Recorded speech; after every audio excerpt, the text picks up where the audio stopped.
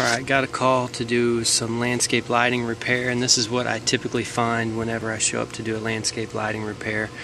Some of the lights on this run weren't working. They'd been grease nutted at some point, but dry rotted, and they easily pull apart with some electrical tape that doesn't really do much good.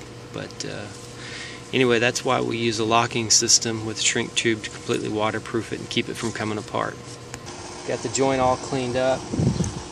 Now we're going to put some shrink wrap, some connectors on it. Make sure that it doesn't come apart anymore.